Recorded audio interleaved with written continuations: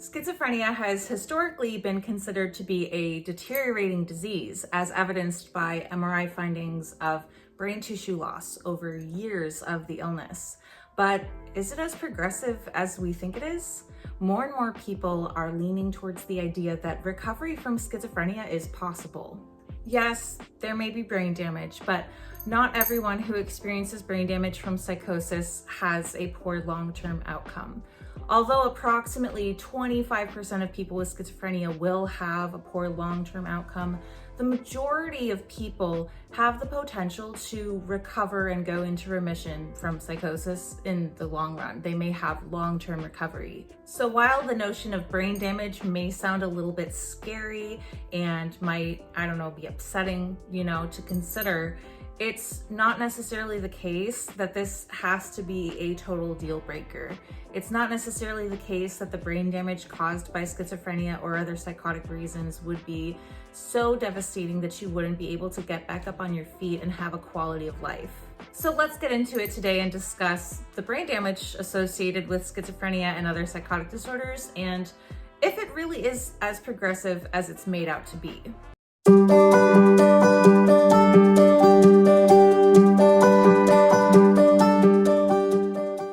Before we get started, I'd like to throw out a disclaimer to say that I am not a mental health care professional and I am in no way qualified to give any advice, medical or otherwise. Who I am simply is a person with lived experience having severe mental illness who is here to share with you the wisdom and insight I've gleaned along my recovery journey. Also, a trigger warning to say that the subject of psychosis in and of itself is a sensitive subject that may at times be difficult to talk about. So if at any point during what I have to say today you feel triggered or upset by anything, you are more than welcome to leave the video. Finally, I have a little bit of an announcement to make. I have a really cool speaking opportunity coming up. I am going to be a panelist and lived experience expert for a webinar series that's ongoing through the University of Washington's Center for Mental Health Policy and the Law. It is called Hot Topics in Mental Health and Law, Civil Commitment. And so I will be sharing my experience with civil commitment, having been involuntarily hospitalized with two other really amazing advocates, Karen Schild and Laura Van Tosh, both of whom are so involved in the mental health world, so inspirational to me, absolutely amazing role models. And I'm very, very excited for this. So if you would like to check it out, it will be happening on February 4th of 2025, and I will have a registration link in the description box below.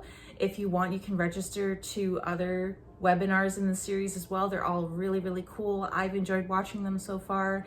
They have the previous ones available to watch if you missed them. Anyway, check it out if you're a nerd like me who wants to learn about civil commitment and how it can be improved.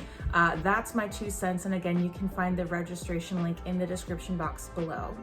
Anyway, what's up with this brain damage? So like I said, the majority of people who experience brain damage from schizophrenia or other psychotic disorders will have a better outcome. They will have remission, hopefully some amount of recovery, but there is that 25% with poor outcome. Now, they're not entirely doomed, okay? Because it's actually been found that though they may have a poorer outcome, it is not that progressive. Their condition doesn't continue to worsen like it would in other neurodegenerative disorders. And on top of that, those who do have developmental abnormalities may have decreases in brain tissue volume, but those decreases tend to be caused by secondary factors like substance use or the use of antipsychotic medication. The fact that some people experience deterioration in their functioning over time may be related to not having access or adherence to treatment or social or financial situations outside of their control.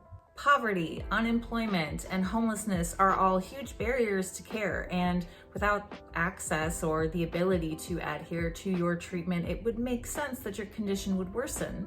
So yes, schizophrenia is a disease that can cause deterioration over time, but it is also one that most people can recover from.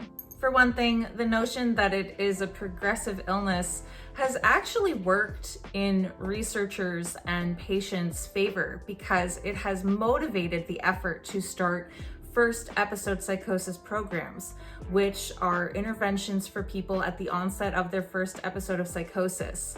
And these have been huge. They've allowed people to have shorter durations of untreated psychosis and thus have fewer damages come out of that episode. Being able to minimize the duration of untreated psychosis has allowed researchers to prevent further brain tissue loss and also has allowed for further opportunities to study the outcome of the illness. So to understand the outcomes of this research, you need to understand two terms: remission and recovery. Remission from psychosis would be having lower or no positive symptoms of psychosis. And these would be positive symptoms of hallucinations and delusions.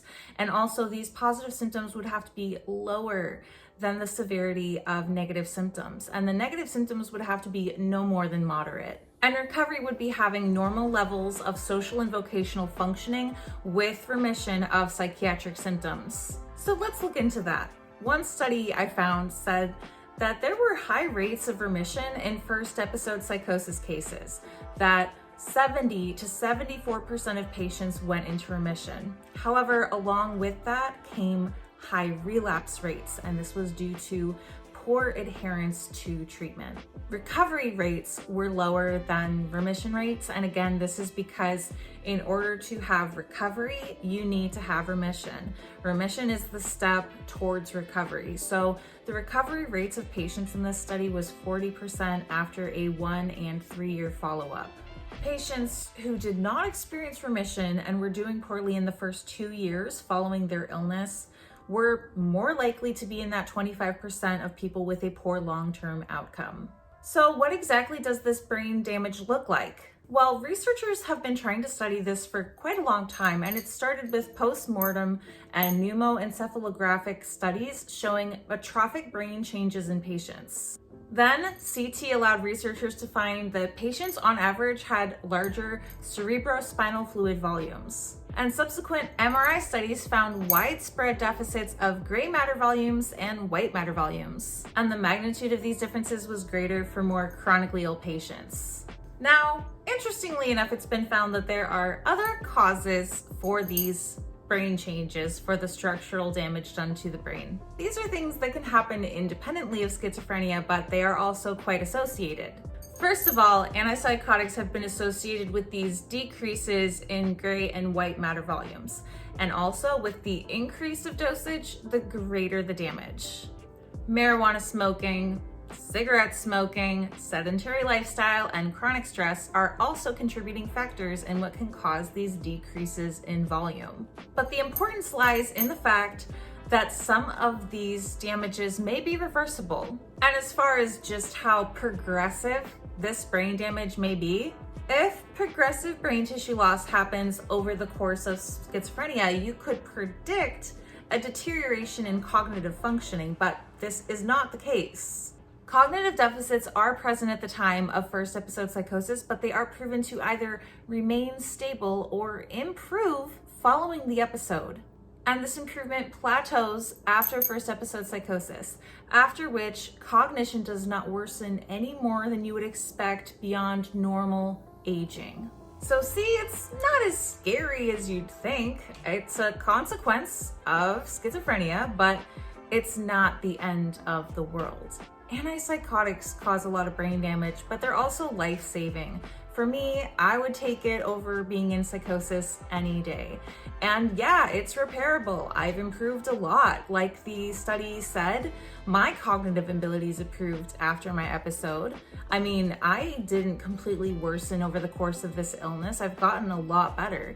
I am in remission and I have recovered. It's possible. What I really took away from this is that the brain damage caused by schizophrenia isn't all the brain's fault, because there are some factors outside of this that play a huge part.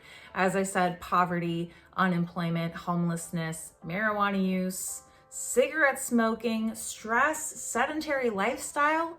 I mean, gosh, even the medication they give us to fix it. So I feel that it's imperative that people be able to get past those risk factors, to be able to overcome things like that. And I feel that through these videos, I hope people would find success and that they would hopefully be able to like mitigate risks like that. You know, I know for me, a huge contribution to my psychosis is marijuana use. As a recovering addict, that was what got me sober, was not wanting to go into psychosis. And so I actually have probably a lot less brain damage than I would if I was still out there using. So these are just some things to consider. This is just like some of the things that go through my mind.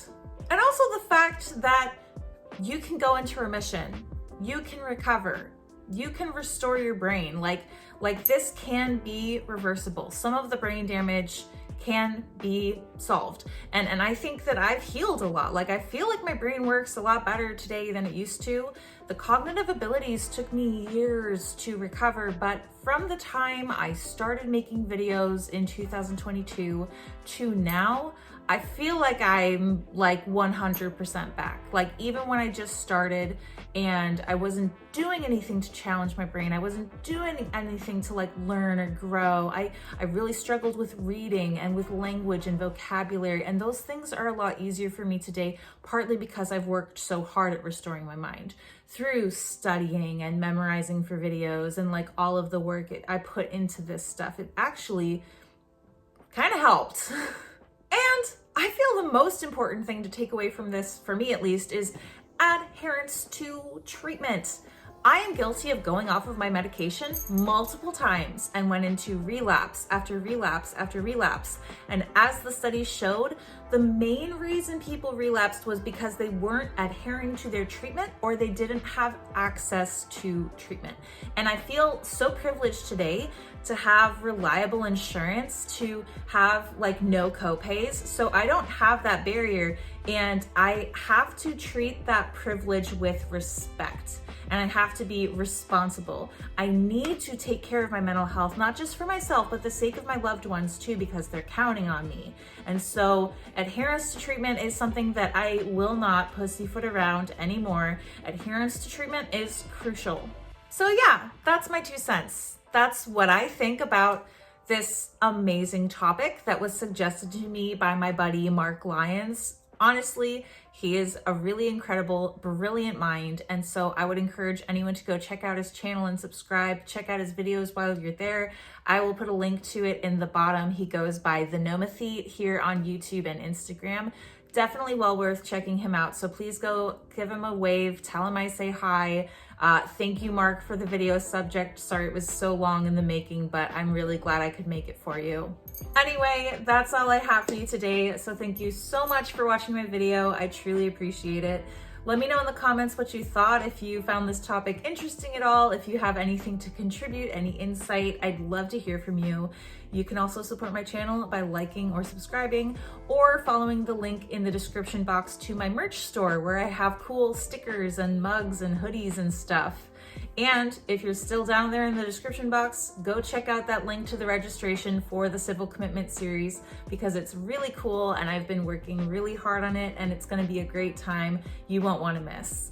I put out videos every Thursday/Friday, and I also put up TikTok compilations every Monday. So if you're interested in more of my content, there's plenty more coming soon. I'll see you all in the next one. Thanks. Bye.